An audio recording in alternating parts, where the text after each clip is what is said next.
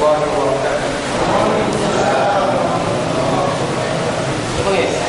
إن الحمد لله نحمده ونستعينه ونستغفره ونستهديه ونعوذ بالله من شرور أنفسنا وسيئات أعمالنا.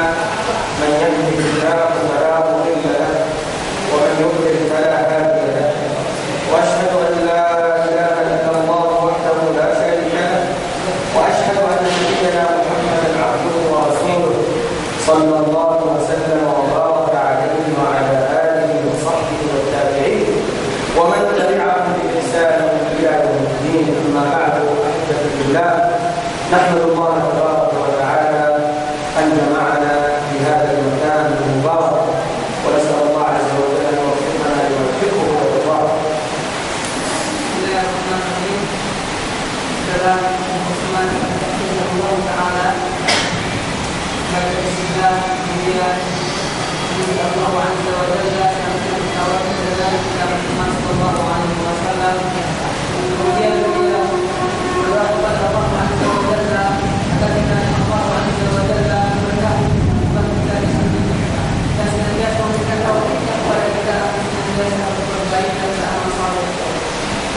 وقفنا في آخر اللقاء عند قول الإمام البربهاري رحمه الله تبارك وتعالى: ستفترق أمتي على 73 فرقة. Kemarin pada pertemuan terakhir kita membahas mengenai pembahasan yang dibawakan oleh Imam Al-Barbahari, yaitu mengenai bahwasanya umat Islam akan terpecah menjadi 73 golongan. ولذلك أحبتي في الله، بعد أن يعلم المسلم أن هذه الأمة ستتفرق وهذا لا بد منه، إذا لا بد على المسلم أن ينتبه لهذا الأمر. Nah, kalau kita tahu bahwasanya umat ini pasti berpecah belah, maka kewajiban kita yang berhati-hati.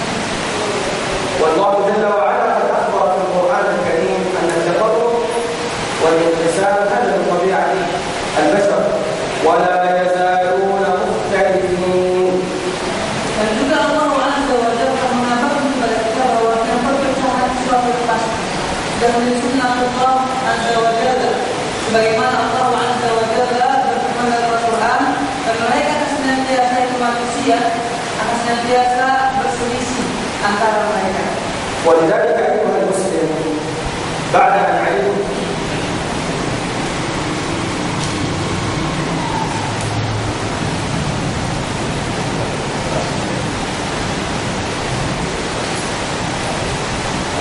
فلذلك أيها المسلم، بعد أن علمت وعرفت أن الافتراق حاصل، إذا لا بد أن تختار الفرقة الناجية والفرقة الصحيحة. Nah, kalau kita mengetahui bahwasanya perpecahan pasti akan terjadi, maka kewajiban kita ialah dari 73 golongan tersebut kita memilih golongan yang selamat, golongan yang benar di sisi Allah Azza wa Jalla. وهذه الأمة هذا قدر الله، هذا تقدير الله تبارك وتعالى. والنبي عليه الصلاة والسلام قال عليه الصلاة والسلام: ستفترق أمتي على 73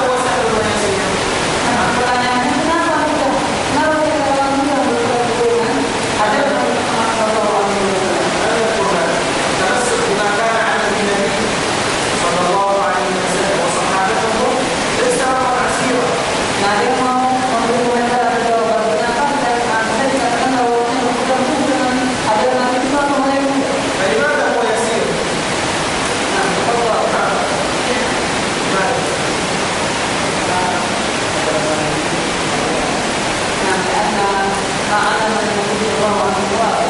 نعم، الرسول عليه الصلاة والسلام بين لنا كل شيء، تركتكم على المحجة البيضاء ليلها كنهارها. Nah, kenapa jawabannya adalah karena Nabi Muhammad SAW menjelaskan secara terpadu kepada kita. Apa kata beliau? Aku katakan kepada kalian sesuatu yang terang benderang malam hari seperti siang harinya. Dan kata Rasulullah SAW kepada kita umatnya. لا يوجد أمر من أمور الدين مات رسول الله صلى الله عليه وسلم ولم يوضعه من أمة الإسلام. Tidak ada suatu perkara agama ini satupun kecuali Nabi Muhammad SAW telah jelaskan kepada kita semua. ولذلك الحمد لله من أراد العودة إلى ما كان عليه النبي وصحابته الكرام فهو موجود محفوظ في الكتاب والسنة. Nah, kalau ada orang yang mau kembali kepada Al-Quran dan kepada Nabi Muhammad SAW atau kepada kebenaran, maka ketahuilah bahwa semua itu sudah ada di dalam kitab Allah dan di dalam sunnah Rasulullah SAW. أمور الدنيا والدين كلها مفصلة مبينة واضحة. Perkara dunia atau akhirat sudah dijelaskan dalam Al-Quran dan sunnah Nabi Muhammad SAW. إذا ما هو العذر لمن يتبع غير السنة؟ ما عذره؟ السنة غير واضحة. Nah, pertanyaannya, apa alasan orang yang tidak mau turun Al-Quran dan sunnah Nabi?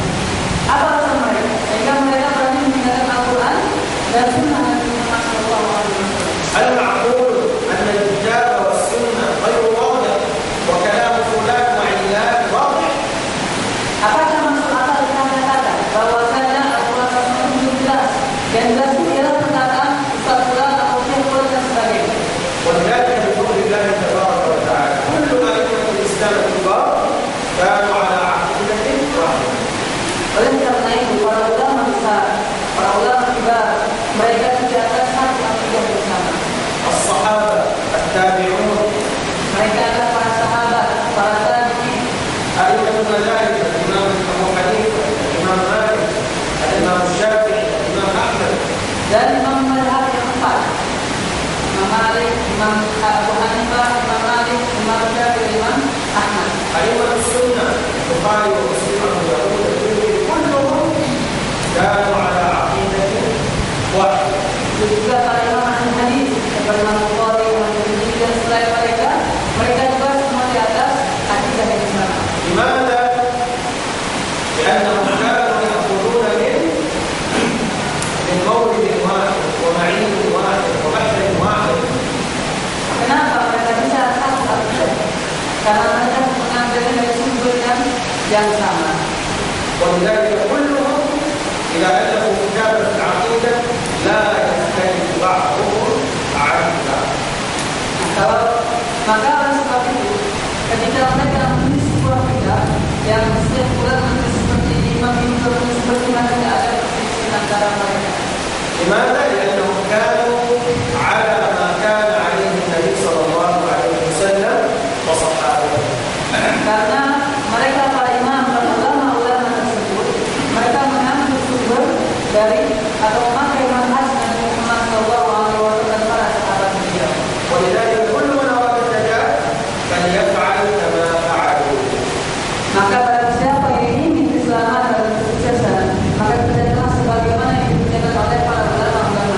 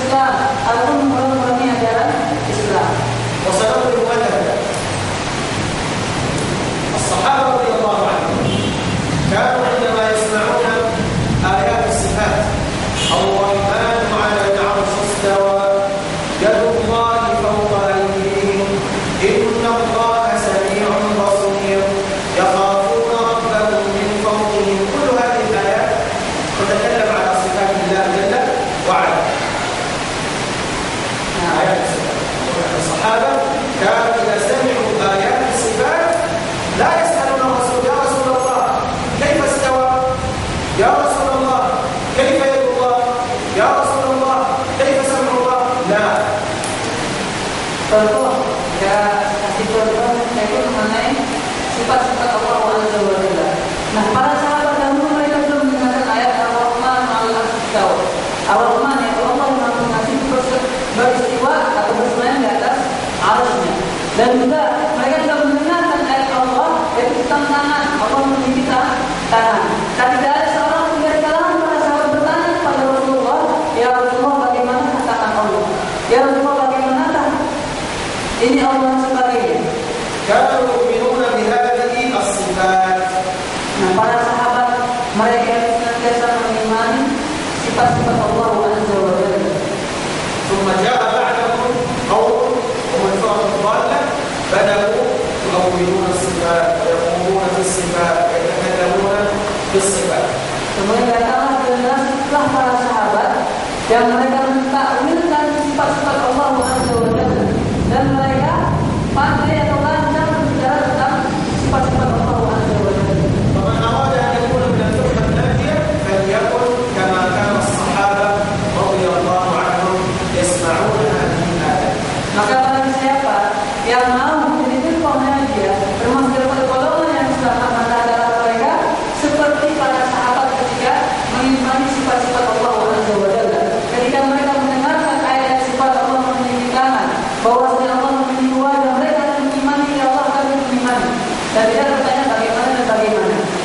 إذا الفرقة الناجية لا زالت إلى يوم القيامة وهي باقية متمسكة بالكتاب والسنة. Nah, firqah najiyah golongan yang selamat senantiasa ada. Mereka senantiasa ada sampai hari kiamat. إذا أيها المسلم يجب أن تلتحم وتتمسك وتكون مع هذه الفرقة الناجية. Kalau begitu mari kita sama-sama berusaha menjadi termasuk daripada golongan orang-orang yang selamat.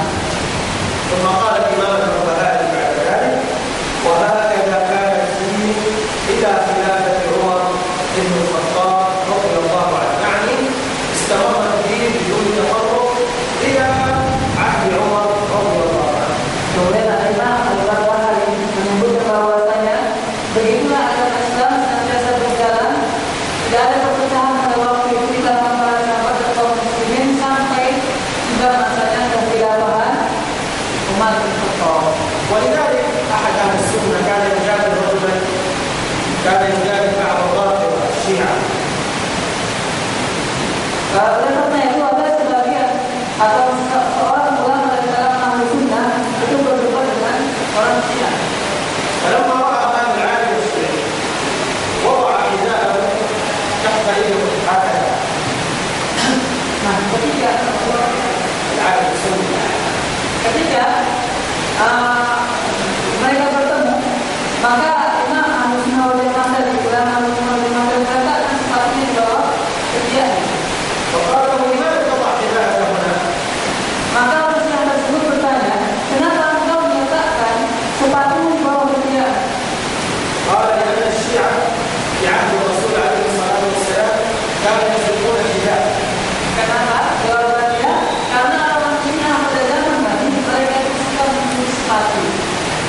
فقال له الشيعي لا تكن في عهد الرسول صلى الله عليه وسلم شيعة. Nah, maka orang yang orang Syiah membantah, kata dia apa?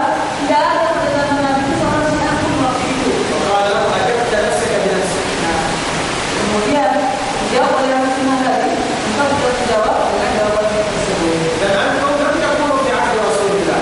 Jadi intinya, kalian tahu bahwasanya orang Syiah tidak pada zaman Nabi. Kenapa kalian mengaku sebagai manusia pada zaman sekarang? لأن أنتم فرقة مبتدعة، فرقة جديدة، فرقة ضالة. Kalau begitu kalian termasuk pada golongan yang sesat karena tidak ada pada zaman Nabi golongan seperti kalian. ولذلك كل صحابة رسول الله صلى الله عليه وسلم كانوا على عقيدة الكتاب والسنة. Maka oleh sebab itu seluruh kalangan para sahabat itu mereka di atas akidah ahli sunnah wal jamaah. ويقول الإمام البربهاري أن هذه العقيدة الصافية والوحدة الإسلامية على الكتاب والسنة استمرت إلى زمن عثمان أيضا رضي الله عنه. Nah begitu juga kebersamaan dan tanpa percobaan di kalangan para sahabat di kalangan kaum muslimin terus sampai kepada masa Utsman bin Affan. فلما قتل عثمان رضي الله عنه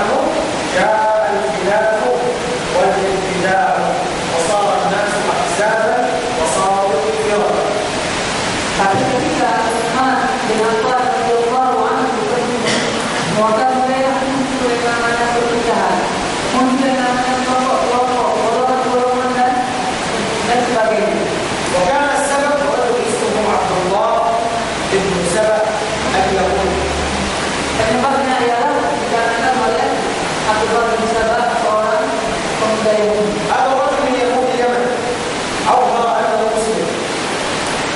Nah, orang ini Abdullah bin Sabah ini merupakan orang Yahudi dari kalangan dari Yaman, tapi dia menampakkan dirinya seorang Muslim. ثم بدأ يسلم ويحاول أن يفسد الإسلام من الداخل. Nah, dia berusaha sekuat tenaganya bagaimana dia bisa merusak Islam dari dalam, bukan dari luar. فبدأ ينشر أن آل البيت رضي الله عنهم مظلومين.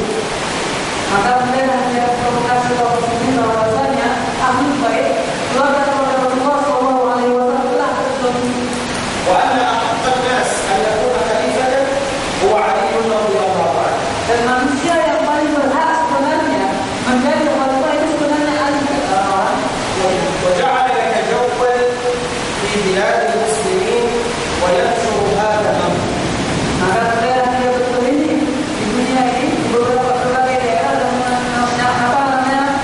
mengatakan dan menyebarkan bahwasanya yang berhak menjadi khalifah itu adalah Ali. فيذهب إلى الشام ثم يذهب إلى العراق ثم يذهب إلى مصر وينشر هذه العقيدة الجديدة. Maka dia berpergian melancong ke Iran, kemudian ke Syam, dan dia menyebarkan akidah ini. وأيضا ينشر مساوئ عثمان، يعني ينشر بعض الأخبار الكاذبة عن عثمان رضي الله عنه وأرضاه. Tidak itu saja, bahkan dia menyebarkan berita-berita fitnah ataupun fitnah kepada Utsman bin Affan, dan dia menjelek-jelekan Utsman bin Affan di kalangan kaum muslimin. وبعد ذلك صدقه بعض الجهلاء من المسلمين الذين ما عندهم علم ثم تجمعوا وذهبوا إلى المدينة وانتهت القصة بقتل عثمان رضي الله عنه. Maka mereka dia berkumpul dengan beberapa orang yang mempercayai dia dan ingin bergabung bersamanya. Kemudian mereka berkumpul dan membunuh Utsman bin Affan. ثم بعد ذلك خرجت فرقة الشيعة ثم الخوارج. Setelah itu muncullah lagi namanya kelompok Syiah, kemudian kelompok Khawarij. ومنذ ذلك الوقت وبدأت الفرق تظهر ثم بعد فترة تظهر فرقة جديدة وفرقة جديدة. Nah, setelah itu muncullah berbagai macam firqah atau golongan. Setiap tahun terus golongan yang baru. ولكن لا زال هناك بقية هم أهل السنة والجماعة الذين لم يبدلوا ولم يغيروا فيها. Tapi percayalah bahwa masih ada di kalangan manusia ini di antara firqah-firqah tersebut umat yang senantiasa tegak di atas kebenaran, mereka ialah ahli sunnah wal jamaah. ثم بعد ذلك أصبح أهل البدعة أقوياء جدا. Kemudian setelah masa bunuhnya Utsman bin Affan, mulailah ahli fitnah itu makin kuat. Nah, itu pada zaman daulah atau dinasti Abbasiyah. وأصبح الحاكم والرئيس والخليفة في ذلك الزمان منهم. Bahkan parahnya lagi, orang-orang di pemerintahan itu merupakan orang Syiah pada masa itu. وهو المأمون المعتزلة. Nah, begitu juga Al-Ma'mun, termasuk daripada Khalifah Abbasiyah yang dia berpahaman dengan Mu'tazilah. وأصبحت الدولة في يدهم. Kemudian negara ini dikuasai oleh firqah-firqah tersebut. بعد ذلك بدأ أذية علماء أهل السنة وتعذيبهم بل وقتل بعضهم وسجنهم. Nah, ketika itulah banyak para ulama yang disiksa, bahkan sampai dibunuh pada masa itu. حتى عذب الإمام أحمد كما تعلمون.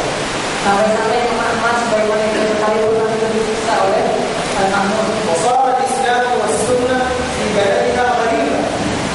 Bahkan yang namanya Ahlussunnah wal Jamaah atau sunnah yang kita kenal itu menjadi asing pada waktu itu. المقصود من هذا الكلام أن البدعة إذا لا نحاربها ولا نقاومها فإنها تكبر تنتشر. Nah, tujuan dari kita membahas ini adalah perlu kita pahami bahwa ketika sholat kita tidak kita perangi, tidak kita lawan, maka mengalahkan akan besar. لذلك أحبتي بالله يجب على المسلم أن يحذر من البدعة. Maka kewajiban seorang muslim ialah dalam berhati-hati dan menghindari yang namanya perbuatan bid'ah. ولا يقول هذه بدعة صغيرة يا شيخ. المنافق عليه شيء. هذا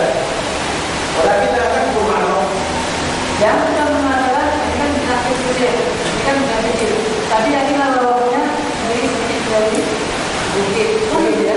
كل البدع الموجودة الآن الكبيرة بدأت صغيرة. Perlu kita ketahui bahwasannya dengan yang besar dalam ini itu bersumber dari bid'ah ini. ولذلك المسلم يبتعد عن البدع صغيرة وكبيرة. Oleh sebab itu seorang muslim senantiasa berusaha menghindari bid'ah baik dan kecil maupun yang ويتمسك بالسنة كما قال النبي صلى الله عليه وسلم عضوا عليها بالنواجذ. dan berusaha untuk pegang teguh dengan sunnah Nabi Muhammad SAW sebagaimana Nabi wasiatkan kepada kita, digigitlah dengan gigi geraham kalian. لأن أحبة الله تمسك بالسنة يدل على محبة الرسول عليه الصلاة والسلام. Kenapa kita harus masuk atau berpegang teguh dengan sunnah Nabi? Karena itu merupakan bukti cinta kita kepada beliau. وأما ترك السنة والتمسك بأقوال قوم آخرين يدل على أن هذا الإنسان ضعيف في قلبه حب الرسول عليه الصلاة والسلام. Adapun kebalikannya, orang yang meninggalkan sunnah Nabi dan bahkan mencontoh kepada perkataan orang lain selain daripada Nabi Muhammad SAW, ketahuilah bahwasanya hanya lemah atau sedikit kali cintanya kepada Nabi Muhammad SAW. ثم هناك أمر مهم ينبغي أن ننتبه. Dan sana ada suatu masalah yang perlu kita sangat perhatikan. الرسول عليه الصلاة والسلام أخبرنا أن هذه الأمة ستتفرق إلى 73 فرقة. Bahwa Nabi kita pernah mengatakan kepada kita bahwa umat ini pasti terpecah belah menjadi 73 golongan. ولكن الأمر المحزن في هذا الزمان أن أهل السنة أنفسهم بدأوا يتفرقون إلى فرق وأحزاب. Tapi yang sangat menyedihkan lagi adalah ahli sunnah wal jamaah sendiri sekarang sudah terpecah belah. وهذا خطأ كبير Ini sebuah kesalahan yang sangat parah. ومصيبة الأمة. Begitu juga suatu musibah yang sangat besar. لماذا؟ لأن أهل السنة الذين هم على عقيدة واحدة ومنهج واحد ينبغي لهم أن يتكاتفوا ويتعاونوا. Kenapa? Karena seharusnya ahli sunnah wal jamaah yang mereka berada di atas akidah yang sama, akidah sahihah, itu seharusnya saling membantu dan saling tolong menolong di antara mereka. ولذلك أنت تعجب وتحزن في هذا الزمان. Oleh sebab itu kita sekarang merasa sedih dan merasa heran apa yang terjadi pada saat sekarang ini. تذهب إلى هؤلاء القوم مع عقيدتهم يذكرون عقيدة أهل السنة والجماعة. Antum pergi ke suatu jamaah, kemudian kamu ditanya apa akidah kalian? Akidah kami adalah ahli sunnah wal jamaah. ما كتبكم؟ يذكرون كتب أهل السنة والجماعة. Ditanya buku-buku kalian apa saja? Disebutkan buku-buku ahli sunnah wal jamaah. من أئمتكم؟ يذكرون أئمة أهل السنة والجماعة. Dan juga siapa saja para ulama kalian? Tidak menyebut para ulama kita ahli sunnah wal jamaah. ثم تذهب إلى آخرين وجوابهم نفس جواب هؤلاء. Kemudian kamu juga pergi, antum juga pergi ke suatu kaum yang lain jamaah yang lain bertanya seperti itu juga, jawaban mereka sama. ولكن يطعن بعضهم في بعض. Akan tetapi masing-masing tidak satu sama lain. فأنت تتعجب لماذا يطعن بعضهم في بعض؟ Maka kita sebenarnya heran ya, kenapa masing-masing ahli sunnah wal jamaah itu sendiri saling mencela di antara mereka, saling membusuk temannya di antara mereka. تعرفون لماذا؟ Tahu kenapa? من يدخل في لماذا؟ Nah, حسن. نعم يدخل فيه حسن. نعم لكن أيضا أمر آخر.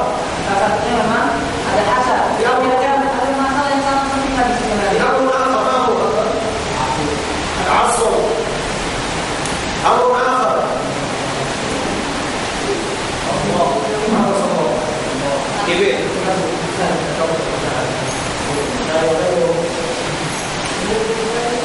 مثلا أمور دنيوية أيضا موجود أمور دنيوية لكن في أمر مهم.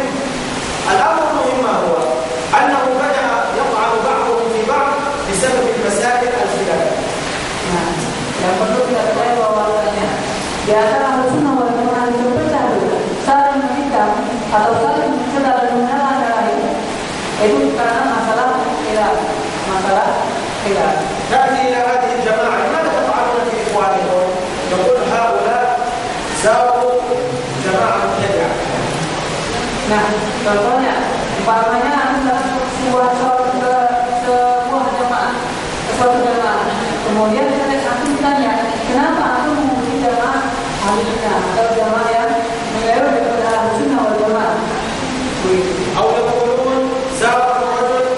البدع atau karena menghukumi salah seorang daripada ahli bid'ah أو يقولون أمر فيه خلاف بين